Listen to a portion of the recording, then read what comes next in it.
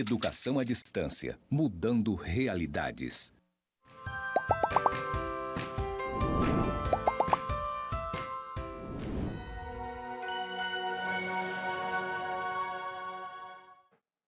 Olá, estamos de volta. Sejam bem-vindos novamente à disciplina Antropologia da Educação. Eu sou a professora Laelba, falo com você diretamente do estúdio EAD do IFRO Porto Velho, Zona Norte.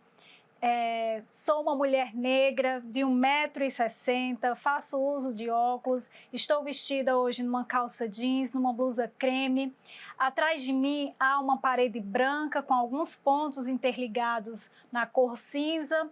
À minha esquerda, os seguintes dizeres em letras maiúsculas e na cor verde: EAD mudando realidades.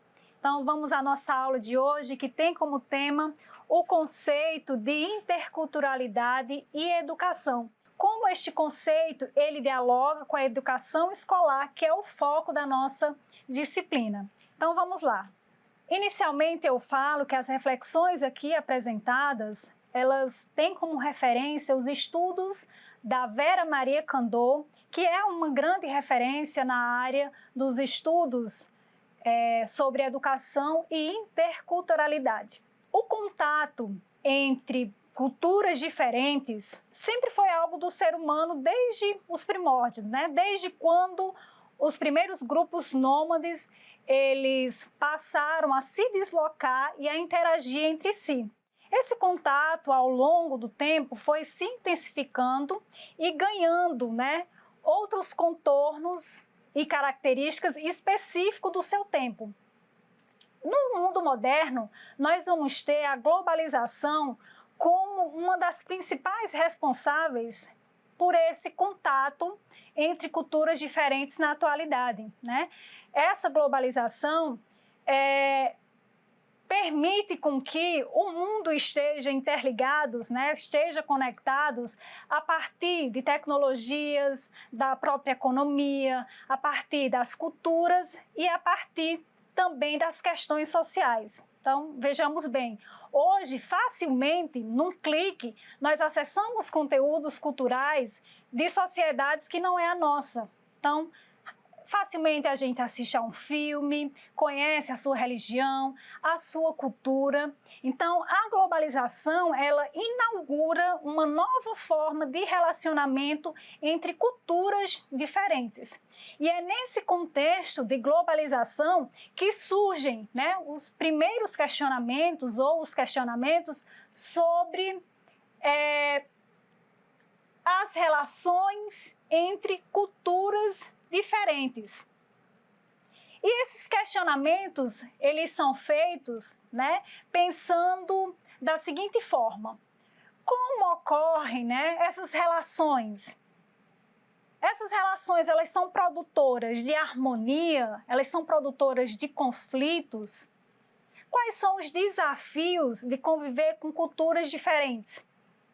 Percebam, nem sempre o encontro com uma outra cultura diferente da nossa é sinônimo de aceitação, de respeito, né, de diálogo. Muitas vezes, e é o que a maioria das vezes acontece, há conflitos, né, há relações de poder que permeiam todas essas questões. E é pensando nisso que o conceito de interculturalidade vai ser importante, né, para a gente entender como essas relações elas são produzidas, como é que se dá esse contexto das diferenças dentro de culturas que estão agora passando a conviver uma ao lado da outra, né? Então vamos avançar. Interculturalidade vai além do contato entre culturas. Pressupõe diálogo, respeito e trocas recíprocas. Então, quer dizer que pressupõe uma interação entre as culturas. A palavra inter é um prefixo de origem latina que quer dizer entre, no meio. Então, interculturalidade quer dizer entre culturas diferentes. Então, este conceito, ele vai partir do princípio a importância de se conviver, né, numa interação de respeito, de diálogo, de trocas efetivas com culturas diferentes. Ao mesmo tempo em que este conceito ele vai se distinguir do multiculturalismo. Por quê? Que interculturalidade vai se diferenciar do multiculturalismo. Esse conceito de multiculturalismo, ele vai admitir, né, vai reconhecer a existência das culturas, mas para o multiculturalismo, a interação ela pode não acontecer. Ela admite, né, ela reconhece a existência dessas outras culturas, mas está descartado, por exemplo, a possibilidade de uma interação entre essas culturas, que é justamente o oposto do que pensa o conceito de interculturalidade, que já vê na interação, né, no diálogo, na troca efetiva, no convívio respeitoso, a sua fundamentação. Vamos adiante. A interculturalidade vai conceber as culturas em contínuo processo de elaboração, construção e reconstrução. Certamente, cada cultura tem suas raízes, mas essas raízes são históricas e dinâmicas. Uma questão que a gente precisa deixar aqui bem entendido é que a cultura ela é dinâmica, né? A cultura está sempre em movimento. Por quê? Porque ela é feita por pessoas e pessoas mudam. Então, se a cultura ela é produzida socialmente, né, por pessoas, por mim, por você, por outras pessoas, nós, enquanto seres humanos, estamos em constante mudança. Então, consequentemente, a cultura ela também está nesse mesmo processo, né, de construção, de elaboração, de reelaboração. Então, a cultura não é algo imóvel, não é algo imutável, né? Não é estático. A cultura ela é dinâmica, ela é fluida, ela acontece no nosso cotidiano. E eu e você somos produtores culturais, né? Agentes culturais. E isso é algo que precisa ficar muito bem amarrado aqui na nossa conversa, perfeito?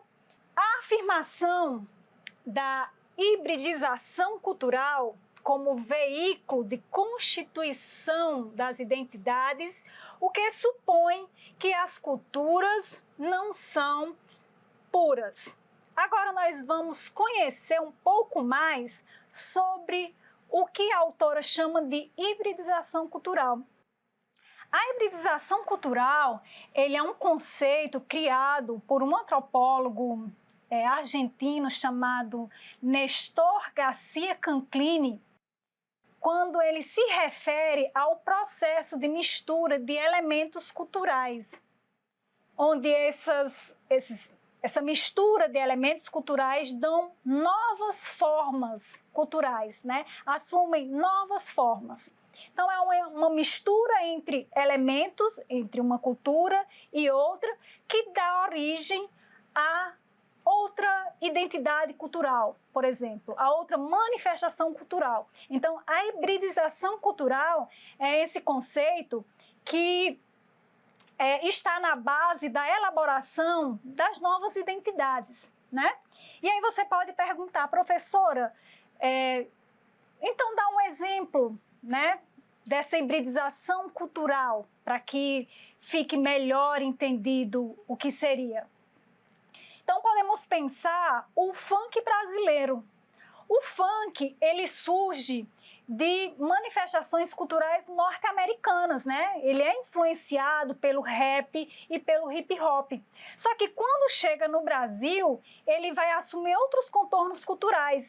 Então o ritmo vai ser um ritmo diferenciado, as gírias, né?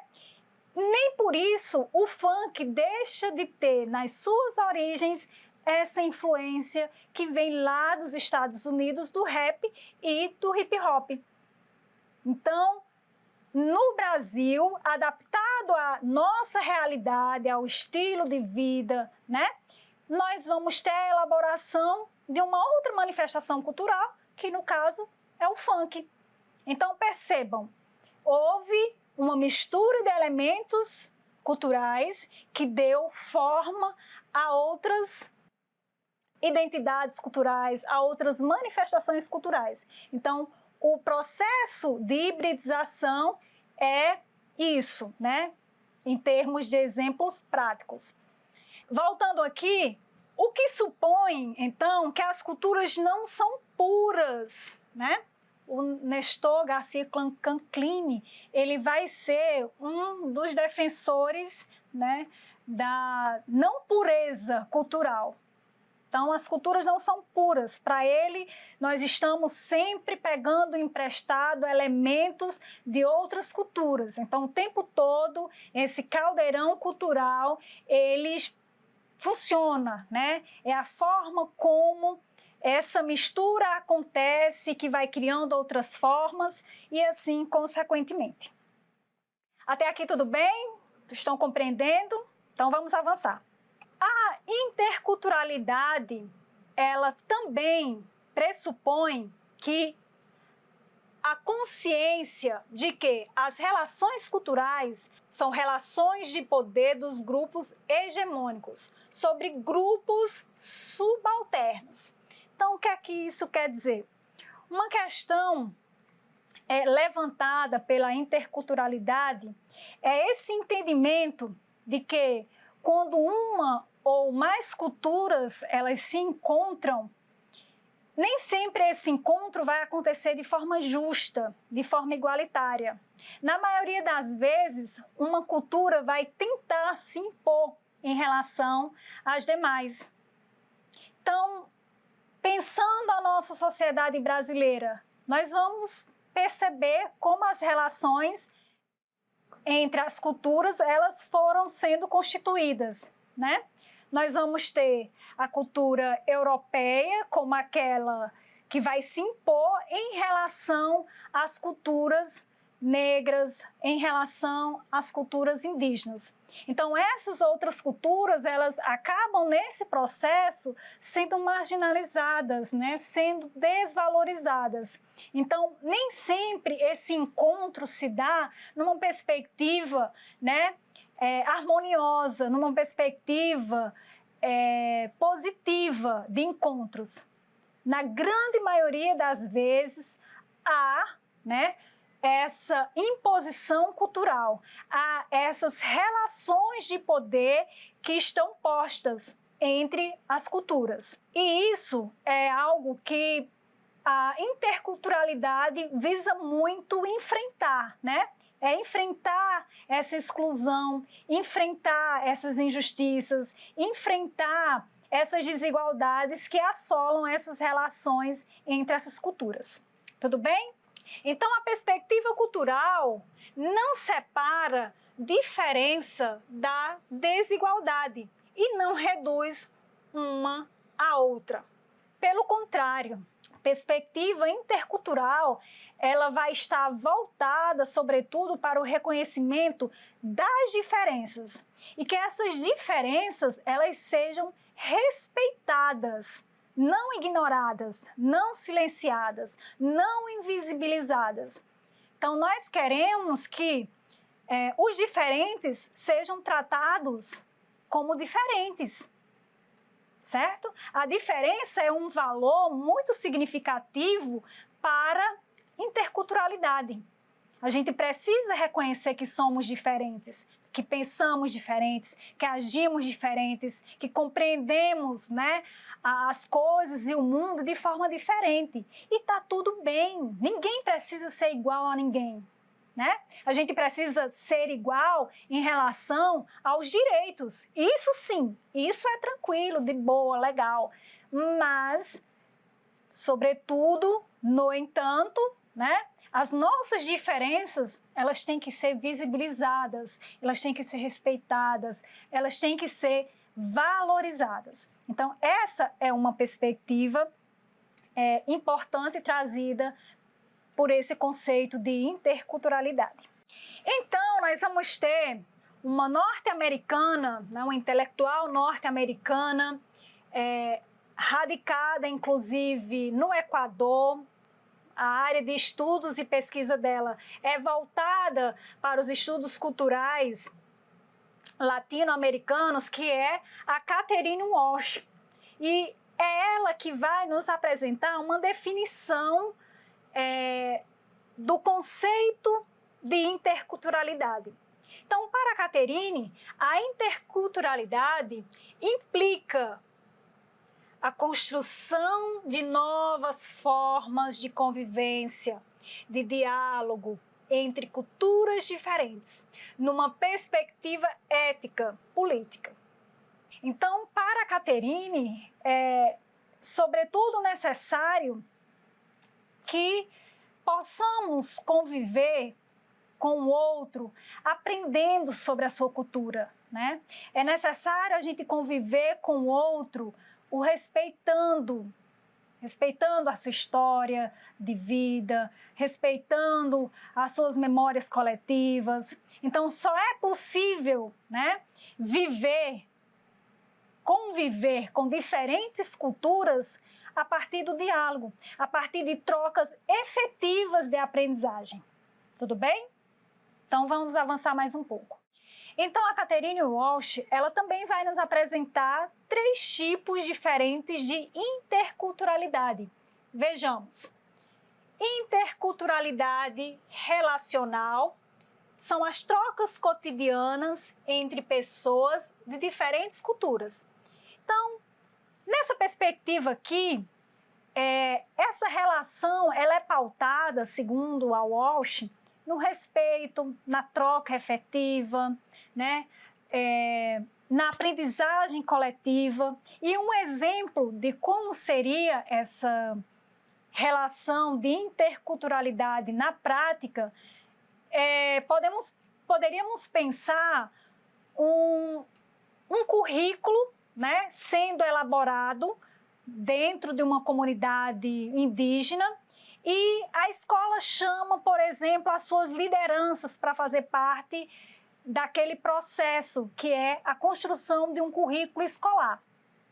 Então, nessa perspectiva, a escola ela está chamando, né, os líderes daquela cultura para se sentirem também parte daquele processo, né, para que os seus saberes sejam valorizados, para que as crianças indígenas elas percebam que a educação, que a escola está tendo esse cuidado com a sua cultura, né, está tendo essa sensibilidade, essa empatia que é trazer os agentes, né, externos das escolas, que são importantes nesse processo educativo, para dialogar, para construir uma perspectiva da educação contextualizada, né, com eles e para eles. Então, essa seria um exemplo de como seria uma interculturalidade relacional.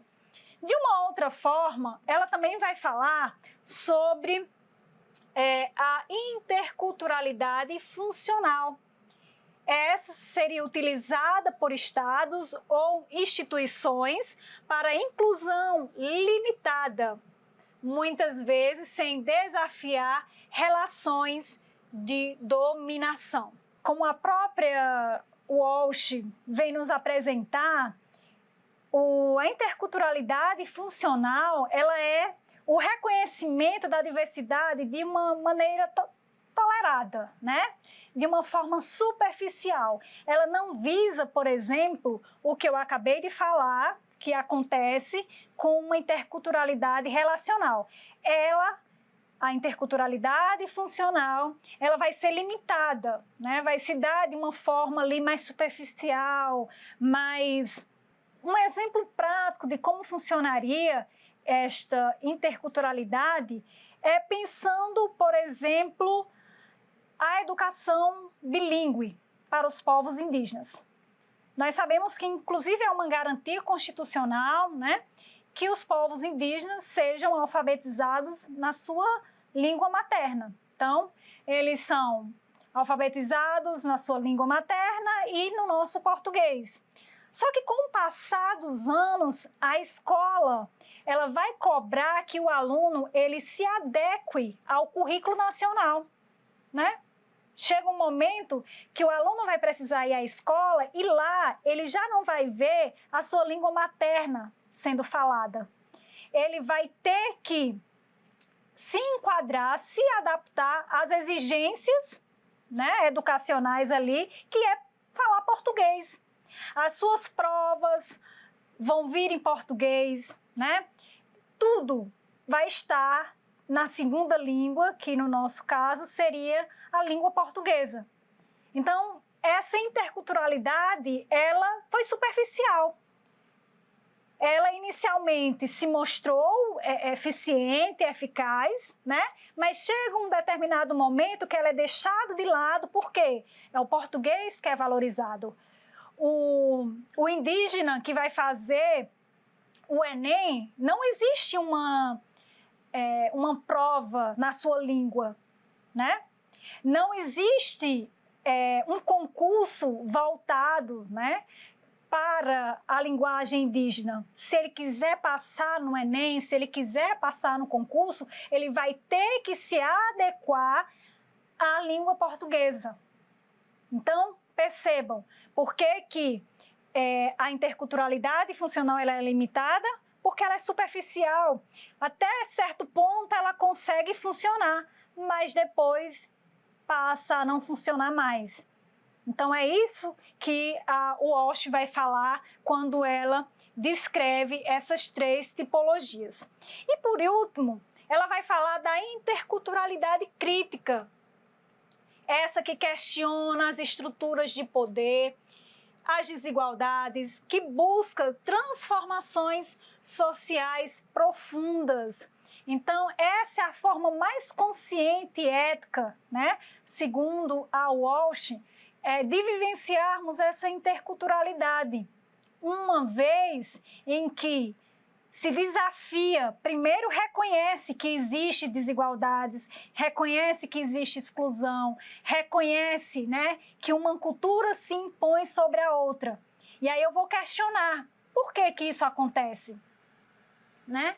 Por que culturas são valorizadas em detrimento de outras?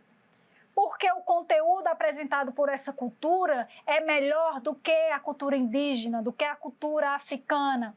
Então, a partir desse questionamento, a gente busca essa transformação real, essa transformação que muda a perspectiva das coisas. Então, esses são os 3 tipos de interculturalidade apresentada por essa estudiosa da área chamada Catherine Walsh.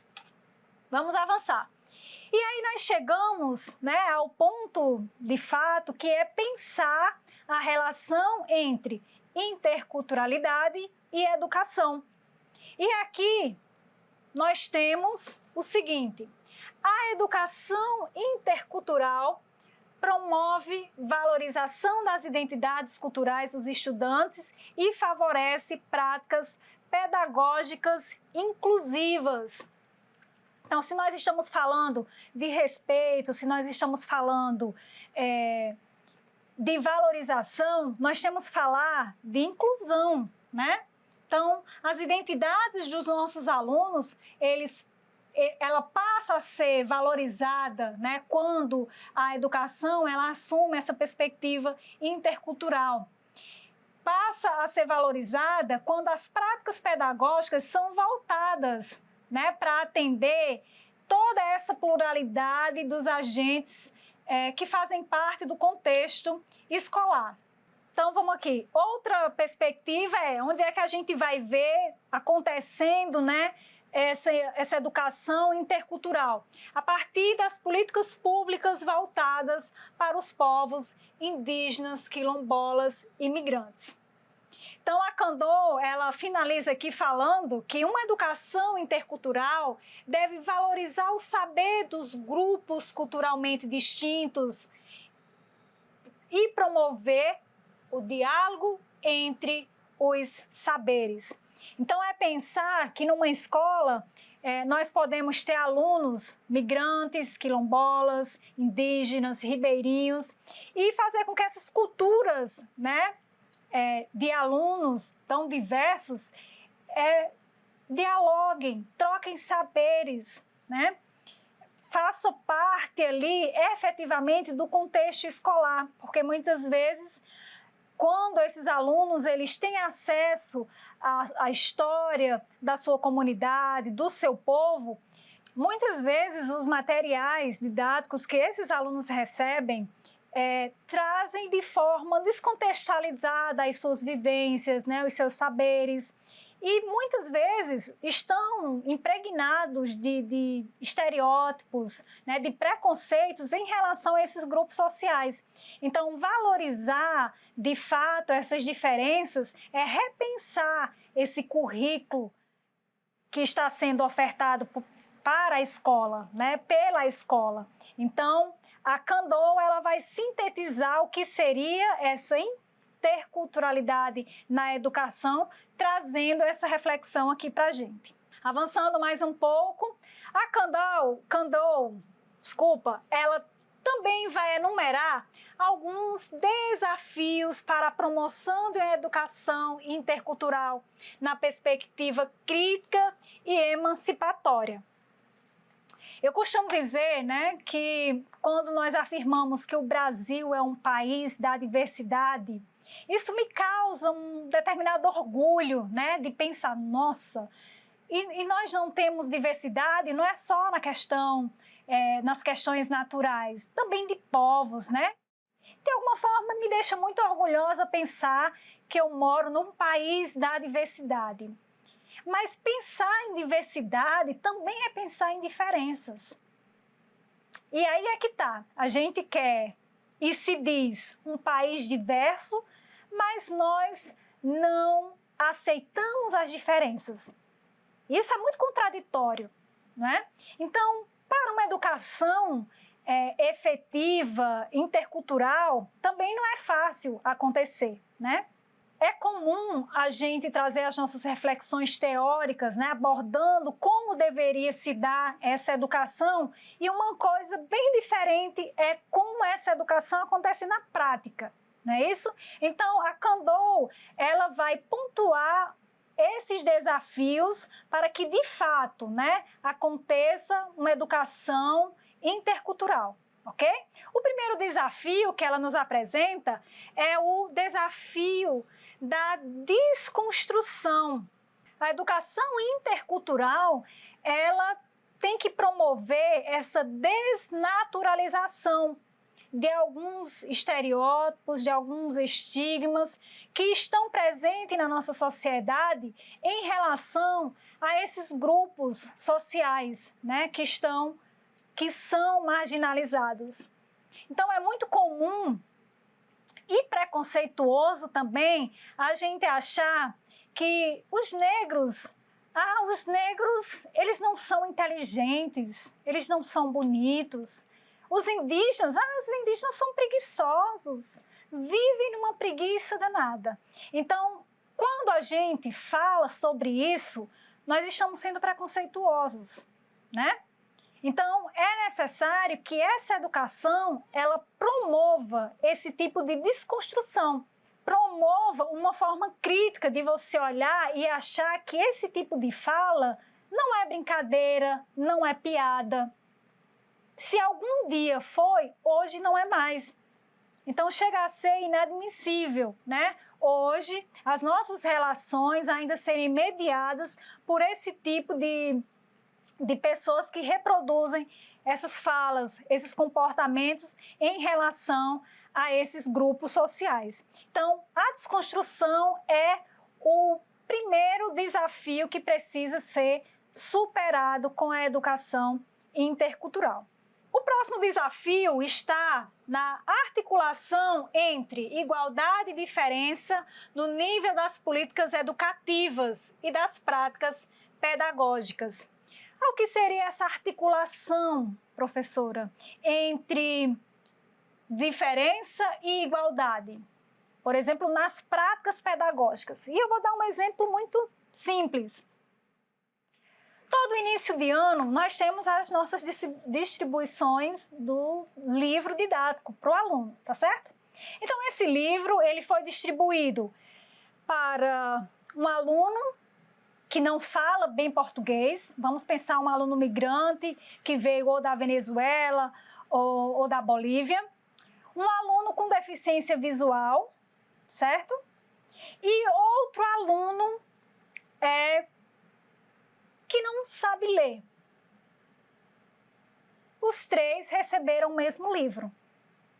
É a garantia de que a aprendizagem ela vai se dar da mesma forma? Não, né? Porque nós vamos ter sujeitos diferentes com necessidades diferentes ali naquele contexto, que é o nosso ambiente escolar. Então, é necessário adaptar, é necessário incluir, é necessário, né, valorizar o que aqueles alunos estão nos oferecendo. E, no momento, essa prática pedagógica ela precisa ser revista. Então, os diferentes têm que ser tratados de formas diferentes. Isso nós já havíamos mencionado há pouco tempo em slides anteriores. Nós precisamos respeitar as nossas diferenças. Então, a aprendizagem nesse contexto, a gente vai ter que adequar às necessidades ali específicas dos nossos alunos. Então, esse é um dos grandes desafios também propostos pela educação intercultural. Nós também teremos aqui o resgate dos processos de construção das identidades culturais no nível pessoal e coletivo. O que a Kandou aqui propõe é que a escola, né, seja um espaço aberto para que a gente possa conhecer quem são os nossos alunos, de onde vêm, o que fazem, né? Quais são as suas memórias coletivas, quais são as histórias desses sujeitos que chegam até nós. Então, para ela, uma ideia interessante é trazer para a escola as histórias de vida, né? Tanto do próprio aluno como da sua comunidade, né? Para que ele se sinta pertencente a esse processo, para que ele se sinta valorizado. Porque muitas vezes nós estamos aqui estudando assuntos sobre a Mesopotâmia, estamos estudando assuntos sobre a geografia internacional, quando na verdade a gente não sabe quantos rios tem, por exemplo, o estado de Rondônia, né? Quais são as vegetações predominantes nesse território.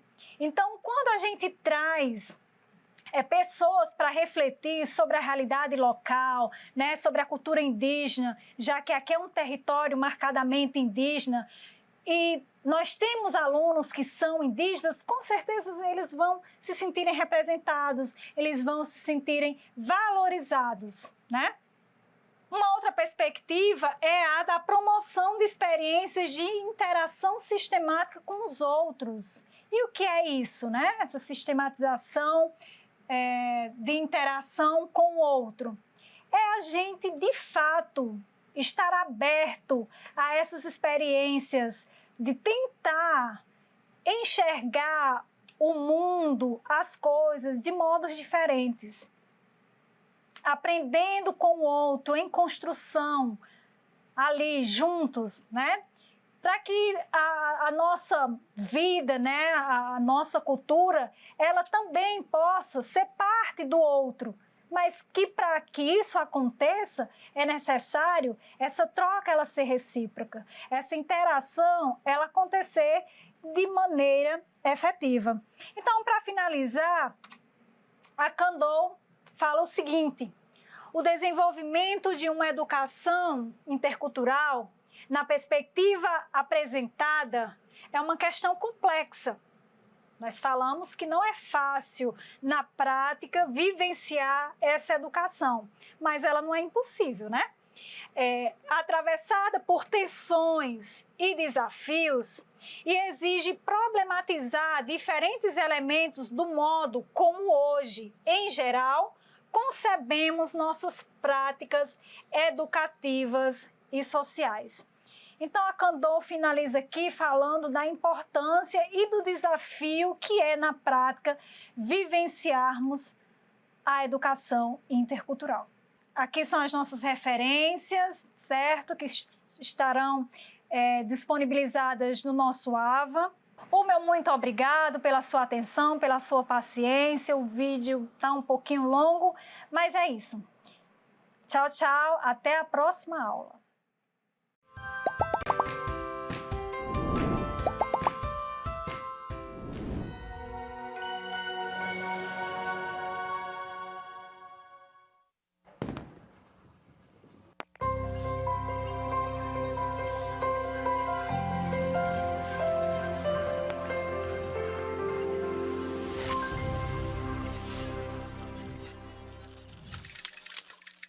Educação à distância, mudando realidades.